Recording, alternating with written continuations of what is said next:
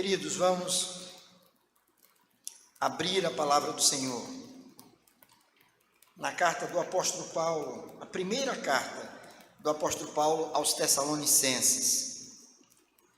1 Tessalonicenses, capítulo 1. 1 Tessalonicenses, capítulo 1. Nós vamos ler todo o capítulo.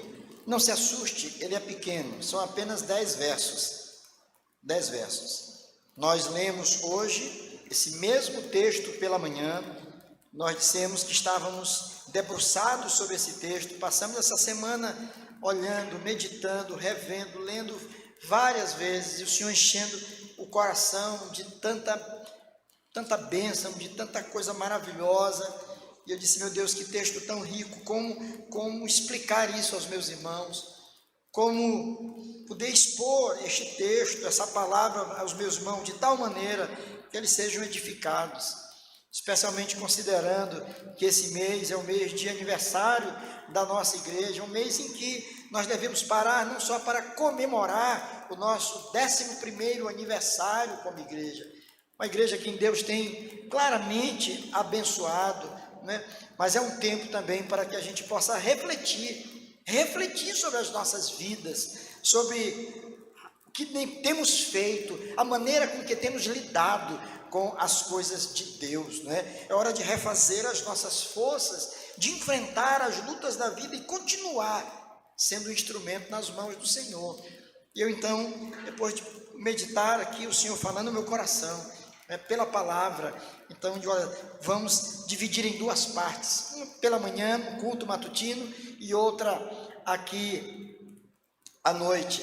O apóstolo Paulo, nesse primeiro capítulo, nós vamos ver o que nós vamos ler aqui é uma ação de graças. Paulo está simplesmente agradecendo a Deus por aquela igreja, porque ele parte do princípio de que aquela igreja é uma bênção. Ele olha para aquela igreja, as informações que ele tem, de que aquela igreja é uma igreja verdadeiramente cristã e que está cumprindo naquele cenário, naquela cultura tão difícil, marcada por tantas contradições, mas que aquela igreja estava sendo uma bênção naquela cidade. Então Paulo aqui, ele vai manifestar a sua gratidão. Mas quando ele faz essa sua gratidão, nós vamos ler o texto já, né? Ele revela muito do seu caráter e do caráter daquela liderança que esteve com ele ali, tanto Silvano como Timóteo que estiveram com ele, não é? Depois ele encaminha Timóteo para retornar ali, não é? Então Paulo revela muito do seu caráter, e nós vimos isso pela manhã, que aqueles homens eram homens verdadeiramente comprometidos com Deus, que eram homens de oração, que se colocaram como modelo do rebanho. E esses fatores são indispensáveis para o crescimento de uma igreja. A sua liderança precisa ser exemplar, a sua liderança tem que ser uma liderança motivadora, tem que ser uma liderança comprometida visceralmente com a palavra do Senhor, com o evangelho do Senhor. Pessoas verdadeiramente amorosas, que saibam acolher aqueles que se achegam, que saibam dar as boas-vindas com os braços abertos àqueles que se achegam para estar conosco. Então, Paulo ele fala, quem sabe sem a intenção de apontar nessa direção, de fazer um elogio a si mesmo, mas ele revela muito do seu caráter aqui, e do caráter daqueles líderes que ali estavam com ele. Mas nós vamos ver que Paulo aqui também, nessa porção, ele vai falar não só sobre eles, os líderes, mas Paulo fala sobre os liderados, sobre a igreja como um todo. Quem eram aquelas pessoas? Como era o caráter delas? O que elas faziam? Elas eram verdadeiramente eleitas? Eram de fato pessoas do Senhor? Eram pessoas convertidas? Será que a gente pode analisar, será que nós podemos identificar e reconhecer as pessoas que verdadeiramente pertencem ao Senhor, pessoas que foram eleitas e alcançadas pela graça de Deus? Nós vamos ver isso nesse texto. E no momento que estivermos lendo, eu peço toda a atenção da igreja. Acompanhe a leitura em silêncio nas suas próprias Bíblias e vocês, a partir dessa leitura, talvez, sem que seja necessário que eu faça alguma exposição, que eu diga alguma coisa, talvez vocês já vão entender tudo, claramente. Então vamos lá. Diz assim a palavra: Paulo, Silvano e Timóteo, a igreja dos Tessalonicenses, em Deus Pai e no Senhor Jesus Cristo, graça e paz a vós outros.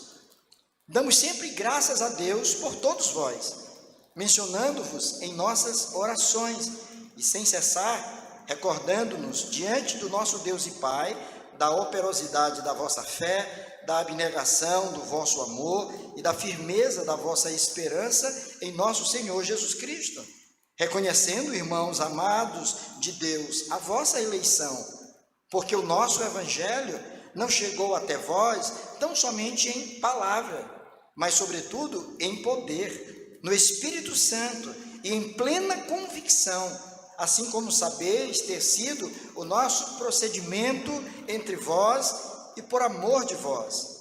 Com efeito, vos tornastes imitadores nossos e do Senhor, tendo recebido a palavra, posto que em meio de muita tribulação, com a alegria do Espírito Santo, de sorte que vos tornastes um modelo para todos os crentes da Macedônia e na Acaia, porque de vós repercutiu a palavra do Senhor, não só na Macedônia e Acaia, mas também por toda parte se divulgou a vossa fé para com Deus, a tal ponto de não termos necessidade de acrescentar coisa alguma, pois eles mesmos, no tocante a nós, proclamam que repercussão teve o nosso ingresso no vosso meio, e como deixando os ídolos, vos convertestes a Deus para servirdes o Deus vivo e verdadeiro, e para aguardardes dos céus o seu Filho,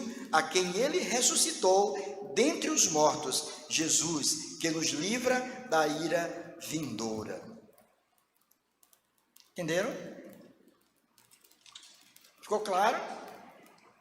Por essa introdução que eu fiz, quando os irmãos leram, dá para entender o porquê então nós resolvemos fazer essa distinção. Paulo falando sobre o caráter da liderança, como deve ser uma igreja consistente, uma igreja fiel ao Senhor, e nós vimos pela manhã então, que uma igreja cristã, autêntica, verdadeira e abençoada, ela necessariamente tem que ter uma liderança comprometida com o Evangelho de Cristo Jesus. É indispensável que isto aconteça. E eu dizia pela manhã, esta é uma palavra para todos nós, pastores, presbíteros, diáconos, precisamos compreender que é uma bênção poder servir ao Senhor, que é uma bênção poder ter sido eleitos pela igreja para um ofício tão importante como estes ofícios, e assim servirmos ao Senhor, mas isso implica em responsabilidade muito grande, de vida com Deus, de dedicação ao trabalho. Mas uma igreja abençoada, uma igreja viva e que cumpre cabalmente o seu papel, ela não é formada apenas por uma liderança motivadora e uma liderança exemplar e que tem todas as características, porque ali existem os liderados, os membros da igreja que ali estão, que fazem parte do corpo, que fazem parte da família. A igreja é isso. A igreja é uma família, nós fazemos parte de uma família, fazemos parte do corpo de Cristo. E como deve ser esta igreja? E como deve ser estes irmãos? Paulo faz menção aqui, no verso de número 4, ele diz, reconhecendo, irmãos amados de Deus, a vossa, o quê? Eleição. Paulo diz algo tremendo. Pare para pensar sobre isso. É possível reconhecer a eleição de alguém? Primeira coisa, a gente precisa entender a doutrina da eleição. E o apóstolo Paulo é um instrumento usado por Deus para falar sobre essa doutrina da eleição. Ela é algo de Deus, que parte de Deus, iniciativa de Deus, do qual o homem não tem participação alguma. Isso faz parte dos decretos eternos de Deus, que resolve a despeito do nosso pecado, da maldade do nosso coração, resolve mover o nosso coração, trabalhar em nós de tal maneira que as nossas vidas sejam completamente transformadas, e a gente lê isso claramente nesse texto. A eleição, portanto, segundo a teologia paulina, as escrituras, ela aponta para algo que Deus fez na eternidade. Essa doutrina, ela se torna evidente na vida das pessoas. Não há como esconder uma candeia, uma luz que brilha, não tem como esconder. Essa eleição, ela é soberana e incondicional. É uma eleição para o serviço, para a contemplação, para a adoração, mas para o serviço a Deus e ao próximo. Os eleitos fazem isso, e sobretudo, ela visa a glória do Pai eterno. Mas como saber? É possível identificar? Paulo diz que reconhecia. Paulo diz que ao olhar para aqueles irmãos, ele reconhecia neles verdadeiros cristãos. Olhando para eles, ele sabia que Deus tinha feito alguma obra nas suas vidas, uma obra grandiosa, e que eles, sem dúvida, foram eleitos do Senhor. Não eram apenas frequentadores de uma determinada congregação, mas eram pessoas verdadeiramente alcançadas pela graça bendita do Deus eterno. Isso não nos autoriza, irmãos, de forma nenhuma, a julgar quem quer que seja. Este é e este não é. Este é crente, me parece crente, este me parece que não é, esse parece que é eleito, aquele outro também não. Não compete a nós propriamente julgar. Mas a grande verdade é que não tem como se esconder aqueles cujas vidas foram alcançadas pela graça de Deus. Não tem como se esconder. Eles aparecem, eles se tornam visíveis no mundo, e é isso que Paulo vai falar. Paulo chega a Tessalônica durante a sua segunda viagem missionária. Lá no livro de Atos, no capítulo 17, no final do capítulo 16, você já começa a ver isso. Paulo vai para Tessalônica saindo de Filipos, por uma via chamada Via Ignácia, construída pelos romanos, uma via muito importante. Mas acontece que esta não era a intenção de Paulo. Antes de ir para Filipos, a intenção de Paulo era ir para a Ásia. Ele queria ir para a Ásia. Ele tinha elaborado todo um plano, uma estratégia. Mas Deus mudou os planos de Paulo. Deus tinha outros planos, e Deus, ele é de fato soberano para agir como Ele quer, para mudar os nossos planos, e compete a nós, tão somente nos submeter aos planos de Deus, porque os planos do Senhor são infinitamente melhores do que os nossos planos. Muitas vezes nós teimamos com Deus, nós brigamos com Deus, como meninos embirrados, que querem porque querem alguma coisa, quando Deus claramente está dizendo, não é este o caminho, não é este o projeto, não é este o plano, eu tenho algo novo para você. Cuidado, irmãos. Paulo queria ir para a Ásia, mas ele tem uma visão do homem macedônio, que diz, olha, passa a Macedônia e ajuda-nos.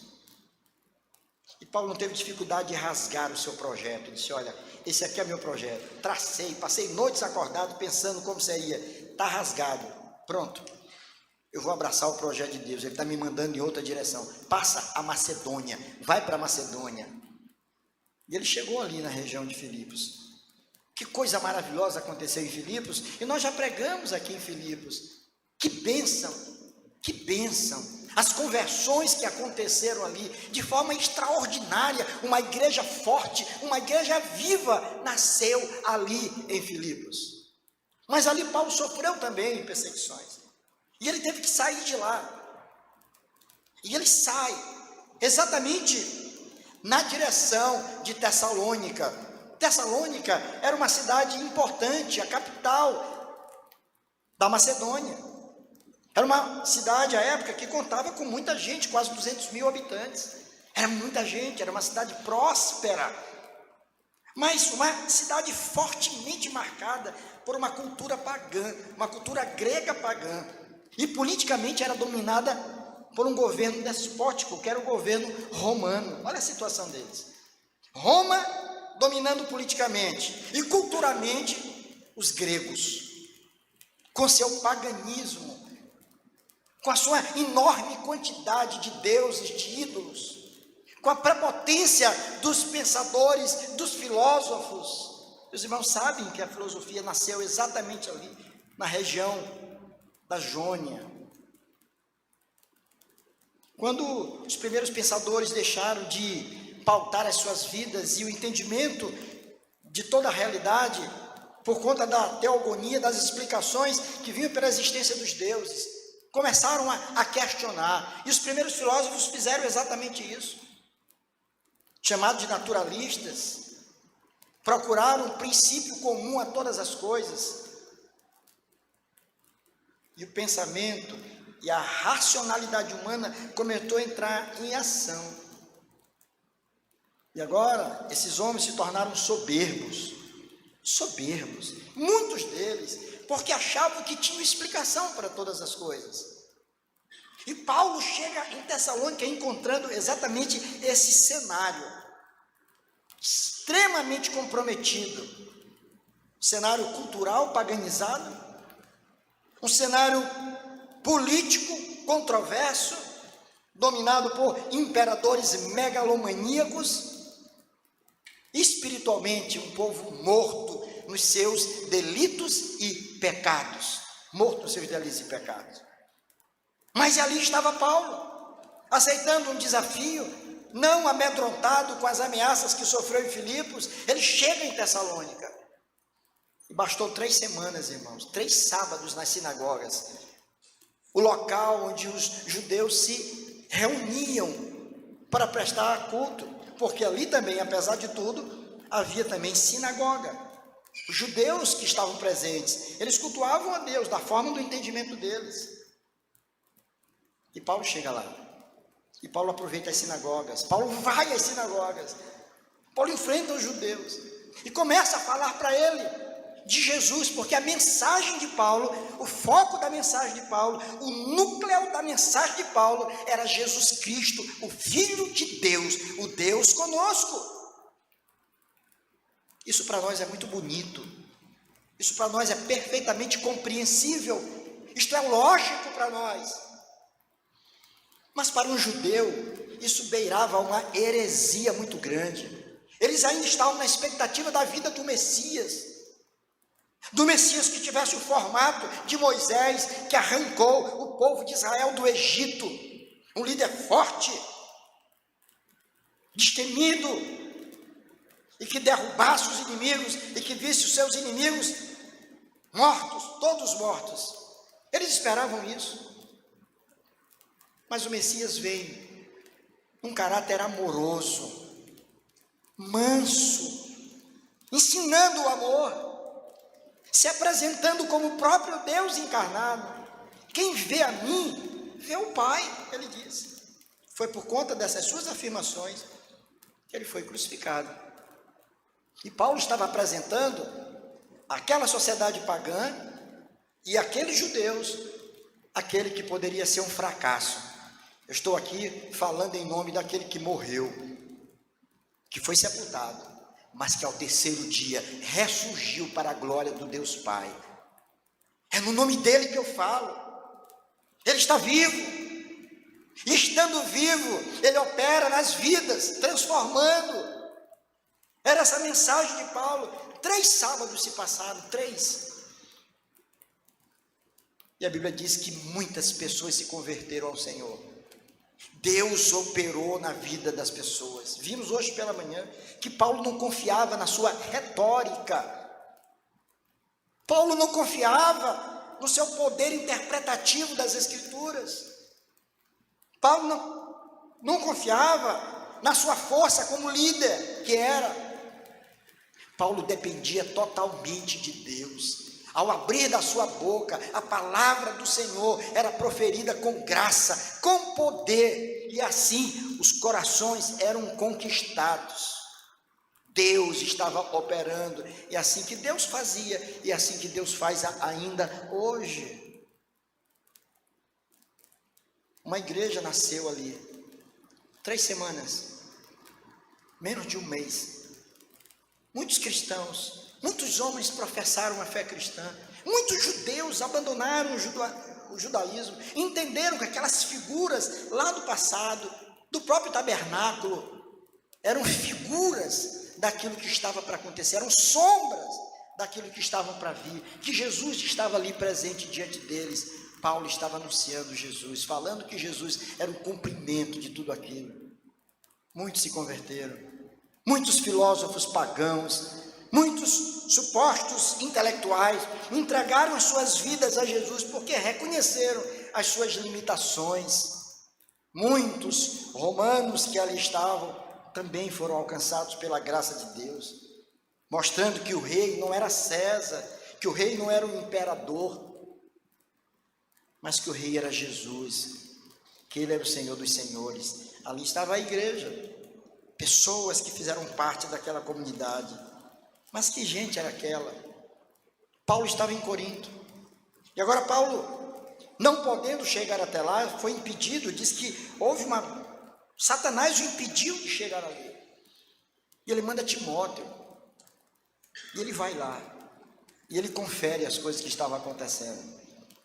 Eu fico imaginando, irmãos, assim, a gente viaja tantas vezes, imaginando a conversa deles, né? Timóteo dizendo: Paulo, tu não acredita, aquela semente que a gente jogou lá, Paulo, cresceu assustadoramente. A coisa, Paulo, cresceu muito.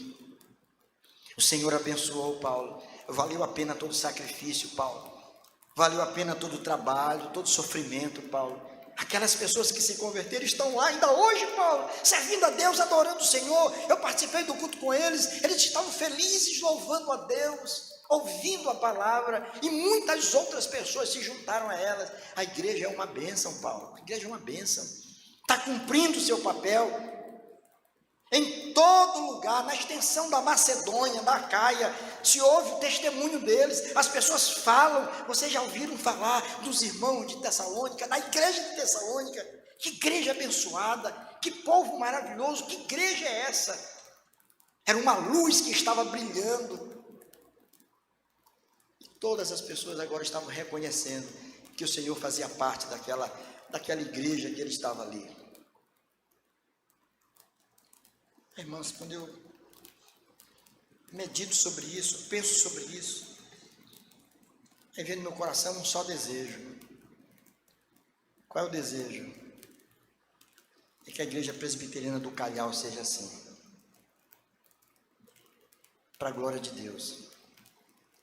Que as pessoas possam ouvir e dizer: olha, que bênção é aquela igreja, que bênção estar ali, que bênção é participar de um culto ali, que irmãos amáveis, a gente chega ali, nós somos acolhidos de uma forma tão maravilhosa, me sinto bem no meio daquele povo. Um culto a Deus, que coisa maravilhosa, que louvores maravilhosos, que coisa linda. Temos sido edificados, Deus tem usado tanta gente ali, que tem se levantado e pregado, e cada um deles falando com propriedade, com amor, com graça, sobre as verdades eternas, e o povo sendo edificado. Que escola dominical, professores, em todas as faixas etárias.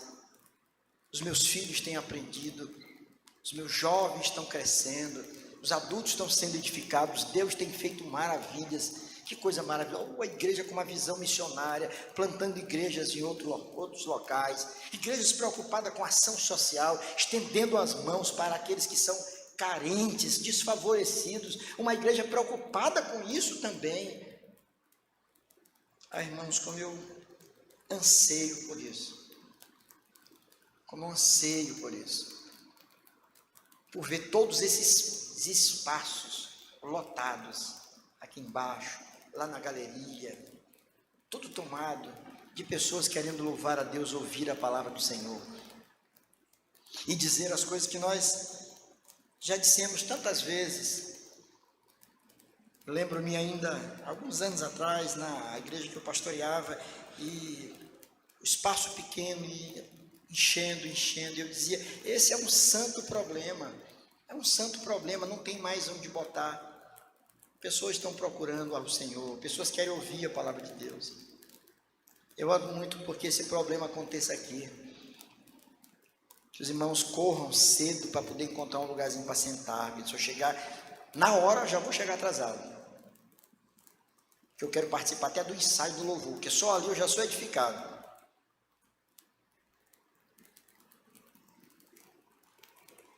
Como eram estas pessoas?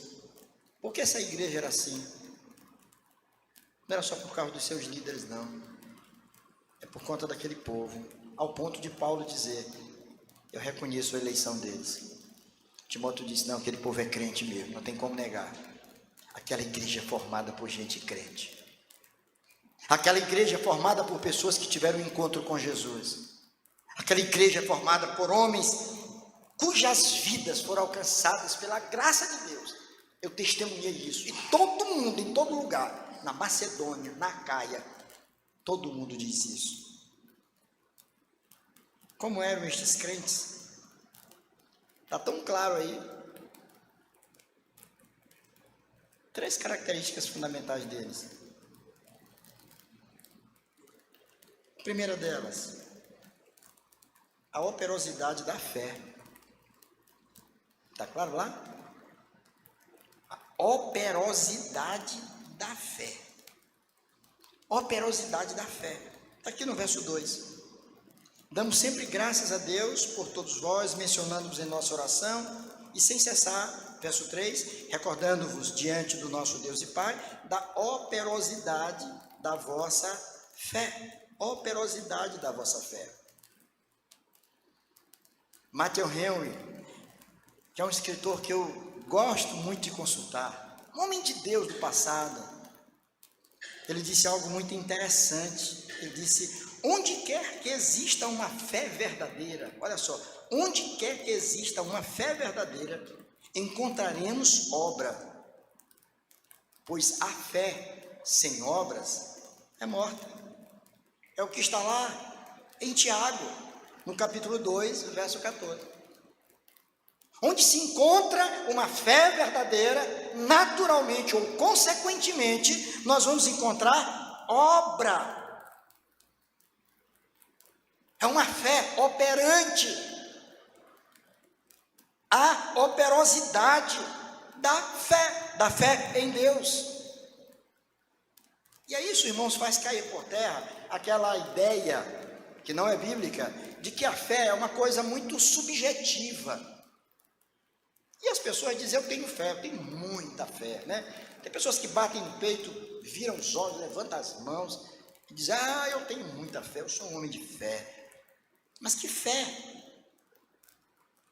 Como que esta fé se manifesta? Não basta dizer que tem fé, mas é preciso manifestá-la de forma muito clara. A fé daquelas pessoas, se você observar no verso 8, ela era reconhecida em todos os lugares, porque de vós repercutiu a palavra do Senhor, não só na Macedônia e Acaia, olha só, mas também por toda parte se divulgou a vossa fé para com Deus, a tal ponto de não termos necessidade de acrescentar coisa alguma. Agora vejam bem o que vem logo em seguida, no verso 9. Ele vai falar um pouco sobre essa fé. Olha o verso 9 que diz, pois eles mesmos, no tocante a nós, proclamam que repercussão teve o nosso ingresso no vosso meio. Olha o que ele diz agora. Deixando os ídolos, vos convertestes a Deus para servirdes o Deus vivo e verdadeiro. 2 ações, 2 movimentos. Um considerado negativo e um positivo. O deles negativo foi que aquelas pessoas, por conta da fé, que é um dom de Deus, como diz o apóstolo Paulo mesmo escrevendo aos Efésios, a fé é um dom de Deus, foi suficiente, o coração deles foi tomado da presença de Deus de tal maneira que não tinha lugar mais para ídolos na vida dele. O reformador João Calvino diz que o coração do homem é uma fábrica de ídolos. E nós criamos os ídolos. Idólatra não são simplesmente aqueles que estão nos templos se curvando diante de uma imagem, ou que as têm nas suas próprias casas, nos seus estabelecimentos comerciais, e se colocam e se prostram diante dela. Sem dúvida, isto é idolatria, é contra a vontade de Deus.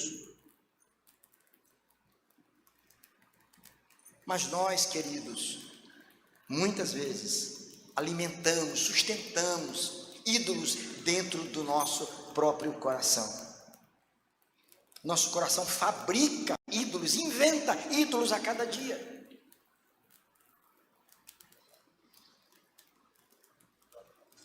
E Paulo está dizendo que aquelas pessoas de fé, aquela fé foi reconhecida porque eles não tiveram dificuldade de romper com tudo aquilo que contrariava ao Senhor. Isso é um ponto importante. Se você é uma pessoa de fé, necessariamente você tem que romper com tudo aquilo que é contra a vontade de Deus. Não tem como você ser um homem de fé e ainda assim sustentar uma conduta, um comportamento, alguma coisa que você sabe que é contra a vontade de Deus. Está errado. É uma denúncia de que a fé verdadeira ainda não chegou ali. Quem sabe um espírito religioso, até bonito, com boa vontade, mas não a fé legítima, verdadeira, que faz romper, jogar fora tudo aquilo que é incompatível com a santidade de Deus. Como é que podemos viver assim? Como é, irmãos, que podemos ser vistos pelo mundo como homens e mulheres do Senhor, se ainda continuamos guardando aqueles pecados de estimação que estão guardados conosco? Por que fazemos isso? A Bíblia diz que a fé que havia no coração daquelas pessoas fizeram com que eles derrubassem todos os ídolos, quebrassem, abandonassem completamente tudo aquilo que era incompatível com a santidade do Senhor. Aquela fé os fez voltar para Deus, eles se converteram, conversão, mudança, se voltaram para Deus, se entregaram a Deus verdadeiramente. Senhor, minha vida está agora em tuas mãos, eu entrego a minha vida em tuas mãos, eu não quero mais fazer as coisas que estão erradas, eu quero agora que o Senhor seja não só o residente, mas o presidente na minha vida, que governe a minha vida. Eu sou teimoso, Senhor. Senhor, eu sei que eu sou teimoso, eu sei que eu dou trabalho, eu sei que eu tenho gostos que são incompatíveis com a tua vontade, mas me domina, Senhor, que o teu Espírito que habita no meu coração possa me dar coragem e força para me apegar verdadeiramente ao Senhor, consagrar a minha vida totalmente ao Senhor, deixando os ídolos, vos convertestes ao Senhor, para servirdes o Deus vivo e verdadeiro. Olha só que coisa maravilhosa. Passaram a servir ao Senhor, cultuar ao Senhor, se alegrar diante do Senhor. O serviço de Deus era alguma coisa que estava na vida daquela gente, e todas as pessoas reconheceram isso. É tipo assim, aquele que não valia nada, que vivia caindo embriagado pelos cantos qualquer da vida, e alguém agora diz assim: rapaz, você conhece fulano e tal?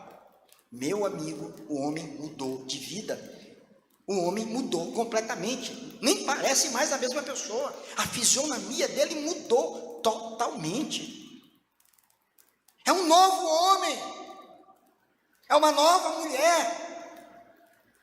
E agora ele serve a Deus com o maior prazer, ele tem prazer de servir a Deus, coisa que ele detestava. Os domingos dele eram gastos de outra forma, mas agora não, ele quer estar na presença de Deus, cultuando a Deus, o coração dele está cheio desse desejo. Era um homem de fé. Paulo olha para aquilo com Timóteo e Silvano e diz: esses homens são eleitos mesmo, sem dúvida alguma, por conta da operosidade da fé. Mas não somente a operosidade da fé é uma característica deles, dessa gente. Logo em seguida você vai ver uma outra afirmação: fala sobre a abnegação do amor. A abnegação do amor. É interessante que essa palavra que foi traduzida aí para a nossa Bíblia, nessa versão que nós temos, atualizada, que é a minha aqui, a palavra que aparece em outras traduções, isso não é nenhuma incompatibilidade. Trabalho de tradução é um trabalho muito difícil, muito complicado. Você traduzir para uma outra cultura, uma língua, de um outro povo, com uma distância de mais de 2000 anos, é complicado. Mas essa palavrinha lá no original é a palavra kopos, que não tem nada a ver com copo. No grego é kopos. E kopos aí aparece como um trabalho exaustivo.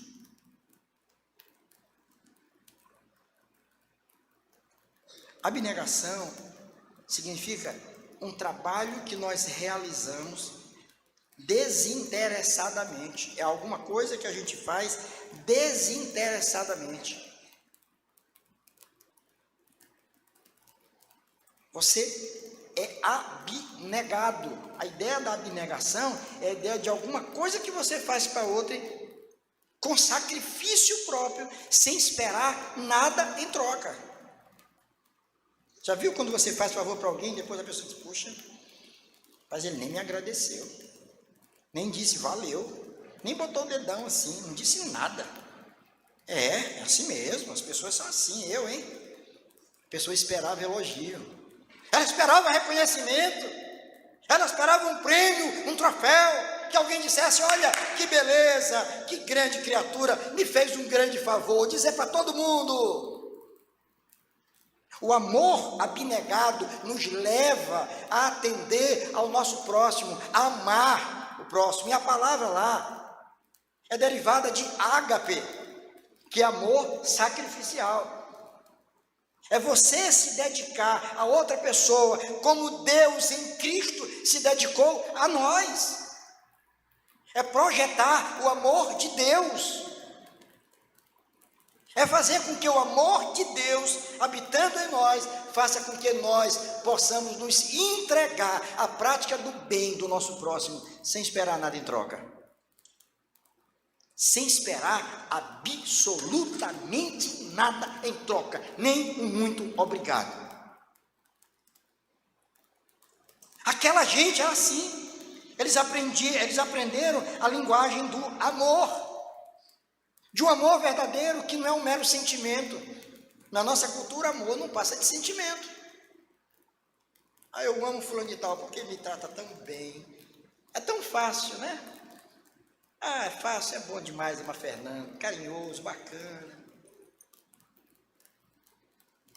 Como é bom amar Yuri. Que bênção.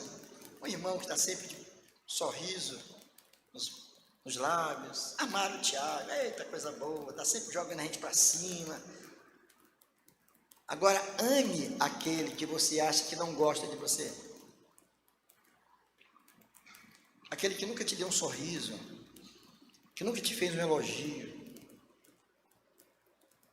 Paulo diz que aquela gente tinha aprendido o que era amar. Amar é uma atitude, não é propriamente sentimento. É uma decisão que a gente toma, independentemente do que as pessoas são. Nós decidimos agir em favor delas. É assim que Deus faz. Quando eu penso no amor de Deus por mim, eu digo, Deus é maravilhoso, porque eu não mereço isso. Deus nos amou quando nós estávamos jogados para as traças, mergulhados nos nossos delitos e pecados. Ele nos amou primeiro. Hoje nós amamos a Deus porque Ele nos amou primeiro. Você, meu irmão, minha irmã, só está aqui participando do culto porque você foi atraído pela graça de Deus. Deus encheu o teu coração desse desejo de estar aqui. Se não fosse o Senhor agir primeiramente na tua vida, tu estaria em qualquer outro lugar, menos numa igreja adorando a Deus. Porque para um homem que não tem Deus no coração, não tem lugar pior para ele estar do que a igreja. Convide um amigo seu do trabalho. Faça o teste, domingo você me conta. Liga para ele, vou morar no culto. Que culto? Lá na igreja. Aonde é a tua igreja? Que horas é? Domingo ele vai botar 1000 dificuldades. Rapaz, não tem condição. Estou na litorânea jogando vôlei, jogando bola, eu estou tão cansado, vou jogar dominó, vou jogar baralho, fazer qualquer coisa na vida. Mas quando Deus ele invade o coração da gente com amor, ele muda. E nós temos que reproduzir esse amor. E a gente não somente tinha uma fé operosa, pessoas que serviam a Deus com alegria, que trabalhavam com afinco, mas eram pessoas que amavam verdadeiramente uns aos outros. Eles eram abnegados. Havia abnegação no amor. Era um amor excepcional. Estavam dispostos a estender a mão uns para os outros, sem esperar nada em troca. Que bênção, irmãos, quando a gente pode agir assim. Amar sem olhar a quem. Reproduzir o caráter de Deus. Reproduzir o caráter de Deus. Não é assim que os pais fazem com os filhos? Quantos pais não são entristecidos com a conduta dos filhos? Quantas mães não choram ainda hoje, amargamente, porque as filhas estão longe do caminho do Senhor e muitas vezes praticando coisas completamente reprováveis. Mas bastou um sinal do filho, todo errado. Ali está um pai e uma mãe, pronto para abraçar. É amor. Precisa reproduzir esse amor de Deus. Esse amor tem que estar presente no nosso meio, de tal maneira que todos possam perceber isso, essa atmosfera gostosa de amor, um amor fraterno, verdadeiro, leal. Quando isso acontece, não há espaço para ninguém estar espetando ninguém, não tem espaço para que ninguém esteja cobrando ninguém, para ninguém esteja apontando os defeitos uns dos outros. Olha fulano, olha Beltrano, olha o que ele fez, olha a hora que ele chegou, olha não sei o quê. Não há espaço para isso. Porque o amor, ele cobre multidão de pecados. Um amor verdadeiro. Aquela gente era assim, amava e o amor era abnegado. Mas ele continua, ele diz aqui que aquela gente, além da operosidade da fé, além da abnegação do amor, havia firmeza na esperança. Onde é que está isso? Está no último verso. Olha lá. Fundamentação para isso também está no último verso. E para guardar dos céus o seu Filho, a quem ele ressuscitou dentre os mortos, Jesus, que nos livra da ira vindoura. Reverendo Hernandes, que é um irmão querido, um pastor querido, não só por mim, pela igreja, por tantas pessoas, até de outras denominações, é uma bênção, né? Ele, falando sobre essa igreja de Tessalônica, e particularmente esse texto aqui, ele diz que a igreja de Tessalônica estava com os pés na terra. Ele disse, olha, a igreja de Tessalônica verdadeiramente estava com os pés na terra, mas os seus olhos estavam nos céus. É gente que estava vivendo os dramas que nós vivemos, mas os seus olhos estavam na frente. Nós há pouco estávamos orando, o conselho da igreja reunido em oração ali atrás, antes do culto. E nós estávamos orando pela situação de conflito ali em Israel. E nós chegamos a uma conclusão. O presbítero dizia, olha pastor, os tempos estão se cumprindo. Quando ouvires falar de guerra, rumor de guerras, epidemias, apostasias, doenças, tanta coisa. Isso é sinal de que o Senhor Jesus está voltando, irmãos. Mas tem muito crente que não deseja que o Senhor Jesus volte, porque ele tem tanto plano ainda. Não, ele não pode voltar antes de eu me formar. Ele não pode voltar antes de eu ser promovido no trabalho, eu estou no meu último estágio. Ele não pode ver antes de eu casar, eu quero casar. Ele não pode vir de, não, que é isso, nem pensar. Quero ver meus netos se formarem. Eram os filhos, eles já passaram, agora a gente já está na fase do neto, né? Mas a volta de Jesus é iminente. E a igreja do Senhor Jesus precisa olhar para frente, sabe, irmãos? Os nossos pés estão aqui, numa sociedade marcada pela síndrome do pecado. O pecado está estabelecido em todos os lugares, a gente vê. A sociedade está assim, está cambaleando. Sociedade sem Deus em qualquer lugar é assim, sem Deus. mas nossos pés estão aqui, mas nós não nos comprometemos com isso. Os nossos olhos estão no Senhor. O apóstolo Paulo diz, escrevendo aos Coríntios, que se a nossa esperança em Cristo Jesus se limita apenas às coisas desta vida, nós somos os mais miseráveis dos homens. Se a tua esperança em Cristo está limitada apenas às coisas desta vida, não, minha esperança em Cristo, eu tenho certeza que vai dar certo. Vou ser promovido no meu trabalho, vou comprar minha casa nova, vou trocar meu carro, vou me casar, vou ver meu filho se formando.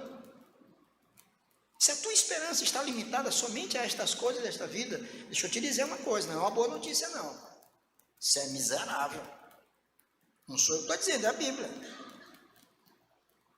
A nossa esperança está em Cristo Jesus. É Ele que é o Senhor. É Ele que nos dá forças. Para concluir aqui, irmãos, todo esse cenário, todo esse caráter encontrado naquela igreja, Paulo constata tudo isso, a operosidade da fé, a abnegação do amor e a firmeza da esperança, tudo isso aconteceu dentro de um contexto completamente desfavorável.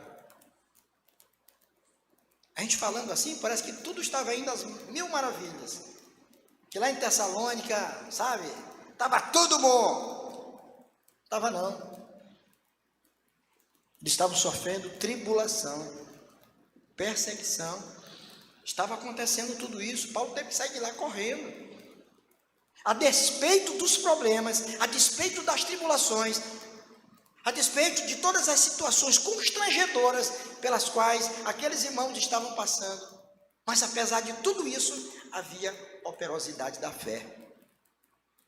Uma fé resistente aos ataques do inimigo, que não se deixava abater. Se a gente esperar que o mundo nos favoreça, que todo o contexto social, cultural, político seja favorável à igreja, para que a gente possa cantar louvores com a maior alegria, meu irmão, por favor, esse romantismo não está nas escrituras não. Vamos cair na real. Nós temos que ser crentes verdadeiros, que manifestem a nossa eleição e a graça de Deus operar em nós num contexto conturbado mesmo, em meio de lutas, de dificuldades, de contrariedade, de convulsões, mas ainda assim nós temos que nos manter firmes no Senhor. Essa igreja, com esse testemunho que causa impacto na sociedade, não a igreja que prega prosperidade, a cura fácil, milagres instantâneos. Isso não existe, irmãos. Isso é lorota, isso é conversa, isso não é bíblico. A palavra do Senhor nos mostra que nós temos que ser autênticos servos do Senhor no contexto onde nós estamos. Quer esteja bem, quer esteja mal, não interessa. Mas nós temos que nos manter firmes como servos do Deus Altíssimo, porque é o nosso testemunho cristão que vai impactar uma sociedade morta nos seus delitos e pecados. É esse o Evangelho, com essa força, com essa vibração, que precisa ser levado. Esse Evangelho de Cristo que transforma vidas. E se nós não acreditamos, irmãos, que Deus pode transformar, se você não acredita que Deus é poderoso para fazer muito mais do que você pensa, o que você pede, então esqueça, nem venha para a igreja, não convide mais ninguém para vir para a igreja, não fale de Jesus, porque você não acredita que alguma coisa possa acontecer. Mas quando a gente acredita que algo maravilhoso pode acontecer no coração de um homem, nós nos esforçamos para fazer que o Evangelho chegue até ele. Nós nos esforçamos para que Ele esteja conosco no lugar onde a bênção do Senhor está sendo derramada. E você se compromete de tal maneira que você diz, eu vou te buscar, não interessa onde tu mora, eu vou te buscar, eu vou te trazer, eu quero que tu esteja sentado do meu lado, porque eu quero que tu ouça a palavra de Deus. Porque você crê que se ele ouvir a palavra de Deus e se aprover o Senhor, ele vai sair dali um homem transformado. Então vejam como é que era a igreja de Tessalônica. De um lado uma liderança de um caráter maravilhosamente cristão, de homens verdadeiramente comprometidos com Deus, homens comprometidos com o Evangelho, homens que serviam de testemunho, a vida deles era um exemplo para a igreja. E agora olhem para o outro lado, olhem para a igreja como um todo, aqueles irmãos de uma fé viva, operante, pessoas que se envolviam na obra de Deus, pessoas que diziam, olha, eu estou aqui para servir o Senhor. Eu vi um pouco desse retrato, aqui ó, sábado, eu fiquei tão feliz com tudo que eu vi, irmãos desde cedo, arrumando cadeira, trazendo toalha, irmão chegando com bolo na mão, com sacola. Digo, meu Deus, esse povo está motivado, que coisa boa. E o que era? Uma reunião, irmãos, onde nós íamos receber amigos para estar e para ouvir o Evangelho. Pessoas que nunca tinham entrado nem numa igreja evangélica. Tinha gente aqui que veio pela primeira vez, saiu satisfeito. Sou olha que bênção, eu gostei. Sabe, irmãos, é uma fé operante. Uma fé operante faz isso. Nós nos tornamos voluntários. Quando há amor abnegado, a gente ama a todas as pessoas indistintamente, sem esperar nada em troca. E diante de tudo isso, embora os nossos pés estejam fincados aqui, neste chão, mas os nossos olhos estão na eternidade. Naquela certeza de que o Senhor que nos arrancou do império das trevas é o Senhor que nos acompanha na nossa jornada aqui todos os dias. Um Deus que nos assiste em nossas fraquezas, que enxuga dos nossos olhos toda lágrima, que enche o nosso coração de esperança. É o Deus que um dia nos receberá na glória para estarmos com Ele eternamente. Que Ele, portanto, a todos abençoe, em nome de Jesus. Amém.